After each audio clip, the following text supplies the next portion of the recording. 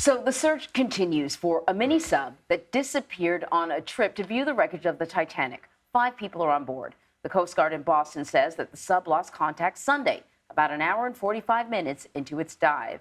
So for more on the missing submersible and rescue efforts, we want to bring in Butch Hendrick. He's joining us now. He's the president and founder of Lifeguard Systems, which conducts dive training for public safety officers. And he's not involved in this specific rescue, though, but has been instructing dive rescues for over 35 years. So we sort of have been loosely calling this a submarine, but it's not a submarine. It's a submersible. It needs sort of, once it's in the water, it can navigate, but it's not sort of independently able to propel itself kind of around, right? I hope I'm saying it properly.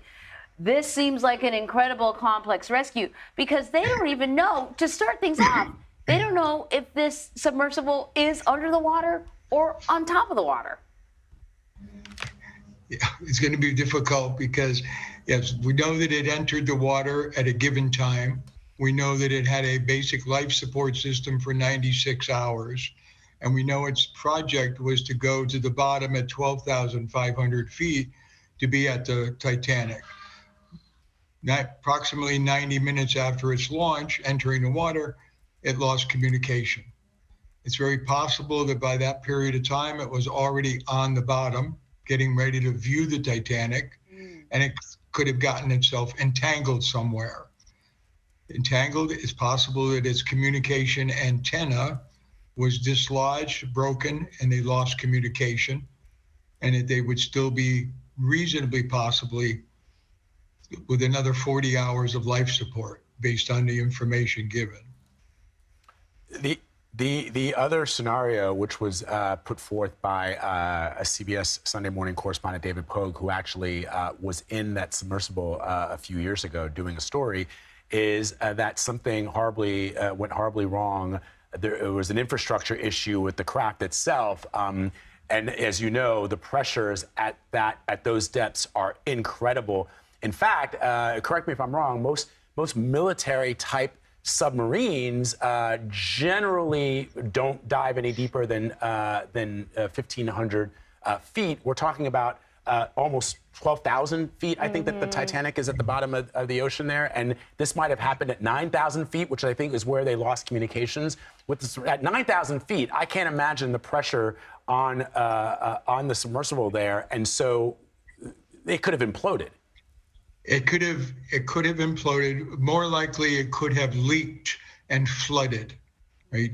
One of the things to kind of keep in mind, we see vehicles, automobiles that go in the water all the time on the news. A vehicle that goes in the water near shore is in 10 feet of water. That pressure differential over surface pressure is about 5 pounds per square inch, and you cannot open the doors. The pressure is so great, we can't open a door until the water floods the interior. This, at 12,000 feet, it's 5,000 PSI greater than surface pressure. So the pressure of its own pressure, there's no opening a gate, there's no opening a window, there's no making an interactive lock. What we do look at is if it had a small leak, it's possible that the electrical system has been affected. And if that happened, then it may be, again, that they could still be alive, interior, and breathing, and hoping for someone to come and get them. Now, sorry, the other thing that we mentioned is that they still are sort of trying to determine if perhaps it's on the surface. This submersible has several mechanisms to propel itself up to the surface. And when I first heard that, I thought, and the other thing is they can't get out. Even if they're on the surface, they can't get out because it's bolted shut from the outside. So it's important to find them. But I thought to myself, well, if it's on the surface, can't you just fly over? I mean, why can't they just visually see whether or not it's on the surface? Could weather conditions be making it difficult? Well, it's also the surface area that they're searching is the size of Connecticut or the country of Ireland, is what I understand. But you would have a ballpark area of where they would be headed at least, right? I mean, what would make it difficult to identify them on the surface? Well, right now, as I understand it, the winds are moving between 28 and 30 miles an hour. The sea is anything from 2 to 3 foot high with whitecaps. So it could be difficult, but you are looking at the individuals the Coast Guard, United States, Canada, et cetera, that are out there, they're trained on how to see this. They're flying fixed wings aircraft. They're able to fly 100-mile square without in no time whatsoever. We are looking at the potential that if it drifted in current, it could be several 100 miles from where it entered the water. But again, looking at a fixed wing aircraft and the highly trained personnel that are in those aircraft searching, they know how to look for this. They'll be looking for any, they've also got equipment on deck that'll allow them to suddenly realize there's something on the surface besides the visual eye. Most likely it's not at the surface. Most likely it's subsurface. And we'd like to think that they still have 40 hours of life support.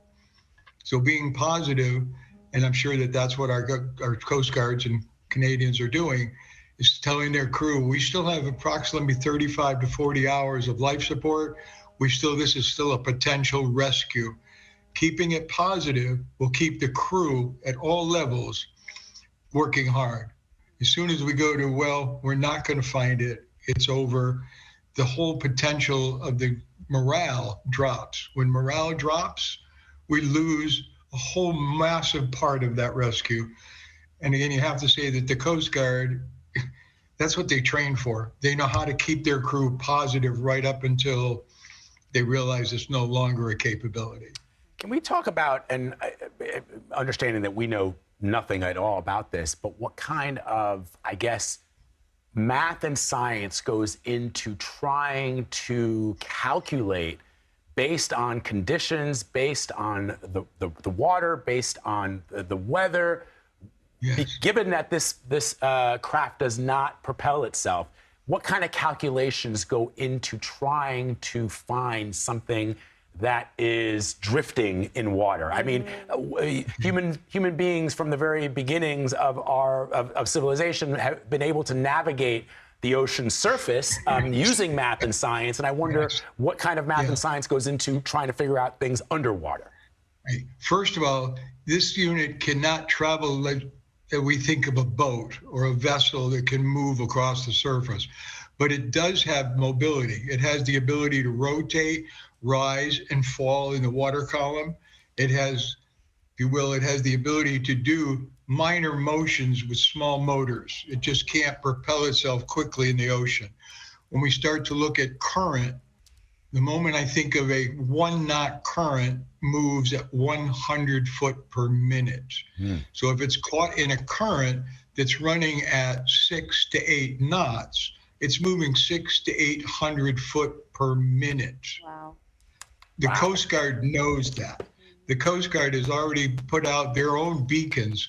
What would have helped is if the submersible had releasable transmitters that could have come to the surface, and the moment they realized we were in trouble, the trackers could have said, okay, this unit came to the surface here, here's what the current and wind have been doing. The Coast Guard would have put their own trackers in, retraced it, and been able to start to follow its travel point. So if it's drifting mid-water in the current, they know how to track speed. They'll do what's called fetch and track. They'll be tracking it based on currents, winds. They'll have a general idea, within 100 square miles of where it should be. And then they will narrow it down from there. That seems like a basic safety measure. So I'm going to ask you a question that you may not be able to answer, because I understand, like, you don't know. We're all learning about this company. Fine. But I mean, based on what we're learning so far, would you have gotten into this submersive? You don't have to answer, but I'm curious. No, I would not. But one of the things that I do believe is important, and we understand, if you had gone on this trip, you would not be just put into this submersible and now we're going for a ride.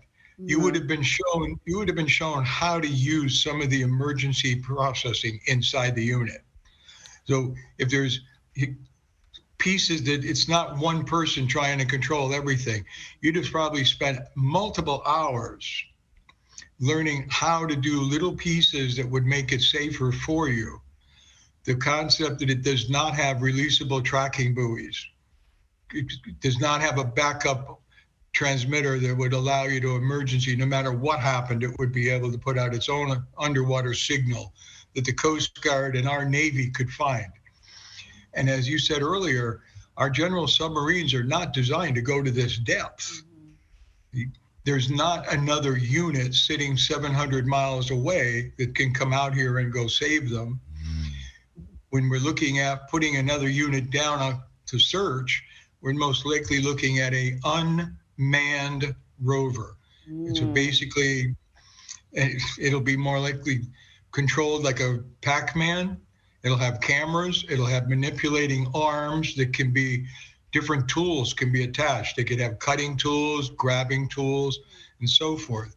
But you can see where she's moving along the surface quietly. Then when she descends, the submersible has the ability to maneuver, turn. You see little fans going there. Those are actual motors.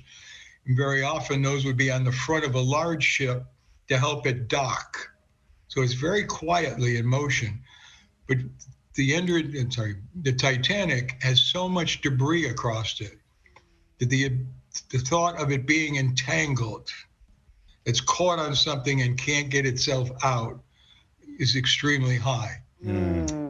The second thought, as you've already mentioned, is did it have a leak? Is water come into it, destroy or damage the electrical system? It can't communicate. It can't do what it's supposed to do. Butch, Hendrik, thank you so much for your expertise. We appreciate it.